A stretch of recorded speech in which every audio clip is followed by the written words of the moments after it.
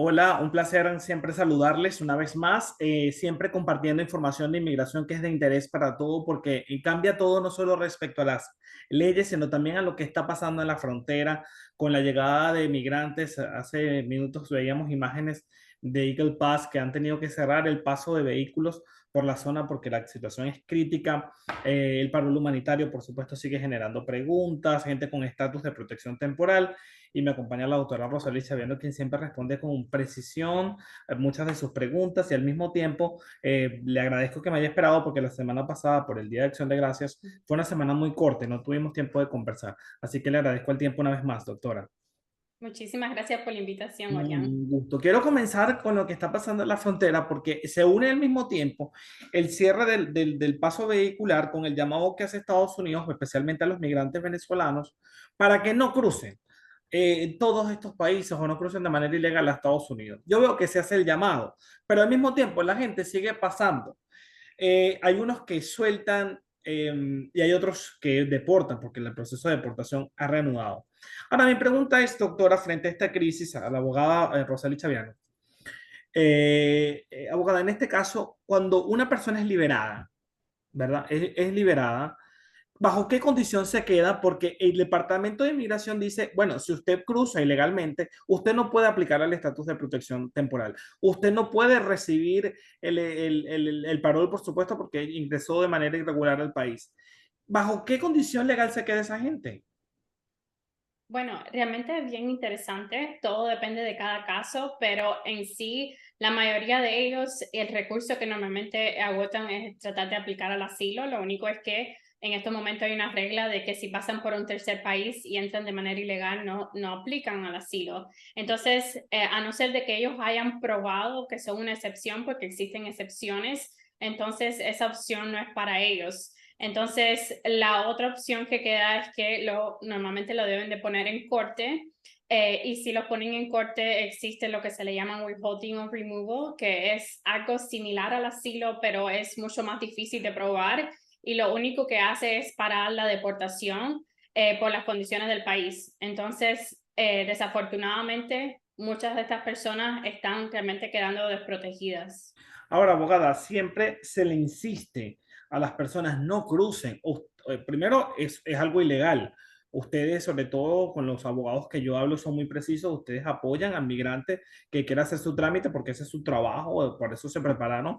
Pero promover la inmigración irregular nunca es ni el interés de, por supuesto, ir en contra de lo que es la ética del profesional y sobre todo de nosotros. Pero ¿qué pasa? ¿Por qué la gente sigue cruzando desenfrenada a pesar de los llamados de las autoridades, a pesar de la descripción que usted me hace de lo difícil que va a ser regularizar un estatus si lo haces de esta forma? Bueno, yo creo que el factor mayor de todas estas personas es desesperación, Ujú. porque no ven que a lo mejor no tienen acceso a la aplicación de CBP One, que es una de las grandes críticas que se le ha hecho a esa aplicación, ya sea que no tengan acceso o de que llevan meses esperando por una cita y se desesperan y entran a los Estados Unidos. También falta de información. Creo que muchas de estas personas no saben lo difícil que les va a ser el camino a tener un estatus legal y también lo que dicen muchísimos oficiales es que los mismos coyotes les mienten, les dicen ya sea que se cerraron las citas con CBP One o le dicen cualquier cosa para que los usen a ellos y entren de manera ilegal. Claro. Entonces, pero creo que yendo atrás, creo que uno de los mayores factores es la desesperación de tantos inmigrantes. Wow, impresionante, porque sigue ocurriendo bajo un panorama incierto que se están arriesgando y sobre todo las historias son terribles, terrible lo que hemos visto con los migrantes que son lamentablemente abusados sexualmente, secuestrados. Yo estaba abordando un Correcto. caso aquí a lo largo de las últimas semanas de una familia que eran, de una familia, no, de un grupo, corrijo, que eran como 40 de ese grupo, son 39 para ser exactos, 38, 37 son venezolanos, pero lo más dramático es que 15 son menores de edad. Había hasta Wow. niños de 3 meses y llevan semanas desaparecidos. Hay quienes creen que están secuestrados, hay otros creen que pueden haber sido, haber encallado en algún tipo de callo en Nicaragua, pero la preocupación insiste, pasan las semanas y no tienen ningún tipo de información, hay gente que secuestran, en fin, o sea, todo lo que hace la gente por conquistar un sueño que al final se pueden encontrar una situación legal muy compleja si son deportados y si les entregan esta orden. Hemos visto, por ejemplo, usted que maneja casos también de cubanos, los cubanos que tienen esta orden I-220 B o A, Ah, están siendo removidos del país, ¿no? oh, los que están siendo removidos de, Sí, sí. la B, ¿no? Ujú. ¿Qué Sí, es esta orden, la I-220B, doctora? la I-220B es una orden de supervisión, que esta orden de supervisión se la dan a las personas que ya tienen una orden de deportación. Ok, Entonces, lo que pasaba antes es de que Cuba no aceptaba las personas que estaban siendo deportadas y por lo tanto muchísimos de los cubanos aceptaban estas órdenes de deportación y órdenes de supervisión porque sabían o pensaban que nunca iban a ser deportados. Entonces, claro. lo que estamos viendo hace ya unos meses es de que por política y por acuerdos que llegó el gobierno de Estados Unidos con Cuba, ya Cuba está de nuevo aceptando las personas que tienen una deportación, ciertas personas, y entonces lo que estamos viendo es esto, cubanos que anteriormente no tenían, no creían que nunca iban a ser deportados, ahora sí hay una gran posibilidad. Así es. Y ocurre igual con Venezuela. Lo hemos visto Correcto, con el caso de los venezolanos que ya están llegando a Mequetía y además debo decir que son recibidos de una forma terrible porque muchas veces son enviados a correcto. refugios como que si hubiesen cometido algún delito. Pero bueno, es la realidad que estamos llevando Ujú. y la reanudación de las deportaciones y el compromiso de la administración para continuarlas es serio y claro. Ahora voy con Sí, el parol humanitario. estaba buscando, Ajá. Rian, que Sí, mientras dígame. estabas mencionando que Ujú, ayer mismo, en noviembre 27, ujú. que hubo un vuelo donde estaban venezolanos y estaban centroamericanos Sí. desde Alexandria, LA. No, sí, sí, sí, Eh, sí, de Los Ángeles. Sí, entonces está pasando y estoy recibiendo estos correos constantes ahora más seguido en cuanto a estas deportaciones de venezolanos que una vez más como los mismos cubanos no pensaban que les iba a pasar, no pensaban que los iban a deportar. No. Entonces es una realidad que sí estamos viviendo y de que, como bien está diciendo Orián, hay que hacer las cosas correctamente. Si Sí, quieren un futuro a este país, sí, hay que hacerlas correctamente. No se dejen mentir por otras personas. Sé que muchas de ellas entran a los Estados Unidos porque les prometen trabajo, porque les prometen una mejor sí, vida y cuando entran a los Estados Unidos se dan cuenta de que no es verdad, sí, que los explotan, etcétera, y de repente se quedan en las calles sin nada. sí. Entonces, tienen que tener mucho cuidado y Ujú. sé que el proceso legal es bien difícil en Estados Unidos, Sí, señor. Y porque sobre todo también sabemos. hay un colapso indiscutible, ¿no? En todo lo que Exacto, estamos viendo. continuamente estamos hablando sobre hagan las cosas bien, pero a la vez sé que muchos de los que nos están escuchando en este momento, Claro, muchos están diciendo lo estamos claro, haciendo y vemos que no va para ningún lado. sí, Y es señor. verdad, la inmigración en los Estados Unidos no creo que es la mejor en el sentido de las leyes, creo que debemos hacer muchísimos cambios para que mejore, pero mientras tanto, desafortunadamente, Claro, hay que esperar como muchísimos otros han esperado años y años para que no les pase lo que le está pasando ahora a estos inmigrantes. perfecto. Ahora, abogada, quiero irme al estatus de protección temporal. Una pregunta que me han hecho muchísimo, tanto en YouTube como amistades que tienen el beneficio. Me preguntan, bueno, tengo mi estatus de protección temporal y quiero viajar.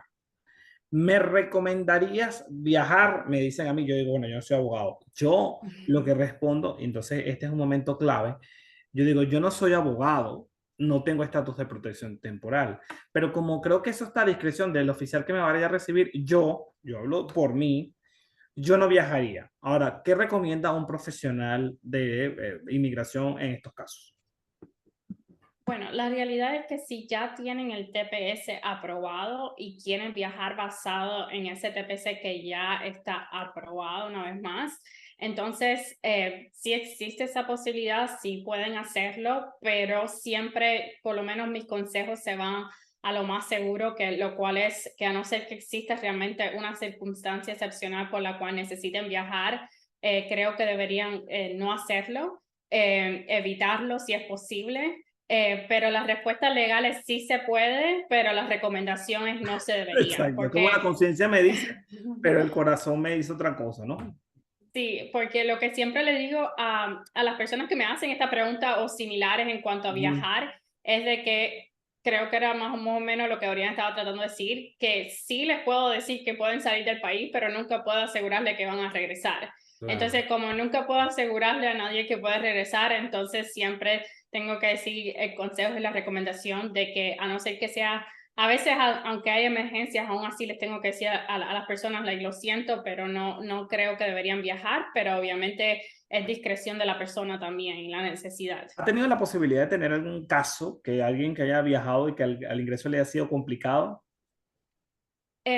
No necesariamente Ok. yo, pero sí sé de otros casos de otros abogados que el mayor temor de nosotros es cuando usualmente viajan, cuando tienen, por ejemplo, una solicitud de residencia pendiente o tienen un estatus basado, aplican a este permiso de viaje basado en un estatus que está pendiente. Y entonces lo que nos preocupa es que mientras estén fuera de los Estados Unidos, Ujú. esa solicitud se la nieguen. Entonces, si le niegan esta solicitud, quiere decir que ya la base de este permiso de viaje se anula a ese punto y entonces no van a poder entrar con este permiso de viaje. Claro. Entonces, sí hemos escuchado estas historias de que ha pasado con otras personas y entonces ese es uno de los mayores temores. Ok. Voy con algunas preguntas que hacen respecto al estatus. Ya hablamos de estatus de protección temporal, ahora vamos con el parol humanitario para ir cerrando.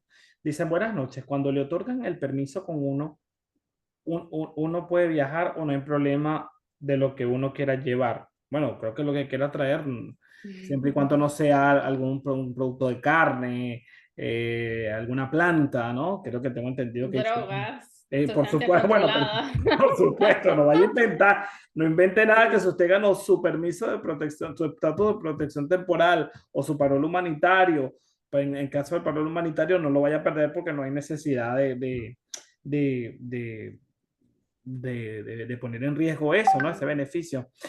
¿Cómo va el proceso, doctora, abogada? Un punto importante de la demanda, porque cuando se inició había mucha incertidumbre, se va a frenar el paro, pero ha seguido trabajando, ¿no?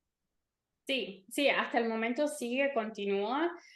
No hay decisión del juez todavía. Lo que hemos visto recientemente simplemente fue una respuesta que dio los demandantes. Ujú. Los estados hicieron una respuesta a algo que los interventores estaban diciendo y el viernes pasado vimos la respuesta de los interventores a esto. Entonces lo que estamos viendo ya son las últimas etapas de ya no hay más nada que responder, así que lo único que queda es el juez dar una decisión. Ok. ¿Habría alguna recomendación para esa gente que todavía sigue esperando? Mucha gente me escribe y dice, nada, Orián, ¿qué pasa? ¿Por qué no me llega? Porque si ya estamos hablando de que estamos en un proceso donde hay como unas consideraciones, podemos decir que en cualquier momento podría haber una decisión. Yo creo que sí, que en cualquier momento podría haber una decisión en cuanto al juez, Ujú. pero eso no influye Ok, en lo que USCIS está haciendo, en ok. las demoras, en las respuestas que no estamos viendo. Recientemente, hace unos días atrás o unas semanas atrás, he visto más aprobaciones de las personas de enero, por lo menos de las personas los países que comenzaron en enero. Así. Sí, lo he visto más de inicios de enero y también hasta finales de enero. Ujú. También me han reportado de febrero. Entonces, lo que constantemente estoy diciendo es de que a pesar de que no se siente que se está moviendo, sí están casi aprobando el máximo de los números que están supuestos a dar mensualmente. Lo único es que lo que estamos viendo nosotros o sintiendo nosotros es que estos números no son suficientes y por eso es que no vemos movimiento. Claro. La realidad es que hay más demanda de lo que realmente se Aprueban. puede. Entonces, sí se está viendo. Lo único es que creo de que se debería más ver enero ahora, por lo menos no tanto para los venezolanos, porque venezolanos empezaron en octubre, pero por lo menos para los otros tres países se debe estar viendo más enero. Cuba y Ahora, Nicaragua. lo que la nube que nos rodea constantemente es lo que estás mencionando, Orián, que es la decisión del juez. Ujú. Que honestamente, si el viernes pasado todavía están respondiendo a algo, no Ujú. creo que sea algo pronto, porque el juez tiene que ver la respuesta de lo que dieron el viernes y considerarla en su decisión, porque lo que están realmente argumentando los estados y están argumentando los interventores es que el juez no debería tener en cuenta cierta información, solo los interventores le están pidiendo al juez de que saquen esa evidencia del récord, y entonces como va directo a lo que el juez tiene que interpretar y decidir en esa decisión, entonces creo de que no debiéramos ver una respuesta pronto, Perfecto. pero Abogado. en diciembre a lo mejor. Ok, ay Dios mío, bueno, a pesar de eso que me describe, abogado, ¿usted recomendaría a la gente que siga aplicando, independientemente de lo que esperamos en diciembre, o de los retrasos que usted me dice que son muy evidentes en este programa? Sí, yo continúo diciendo que sigan aplicando porque al final del día la suerte, como Claro. dice uno, la suerte es loca. Loca y a veces Eh, Exacto.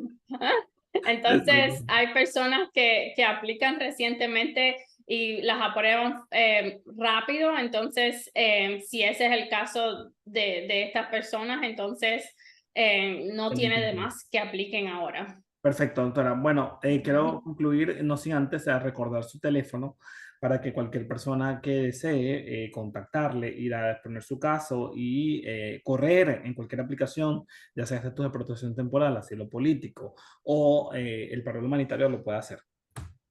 El teléfono es 305-518-9779. Ok, lo puede repetir. 305. Sí, 305-518-9779. Perfecto. De todas formas, cualquier persona que tenga preguntas, déjenla allí.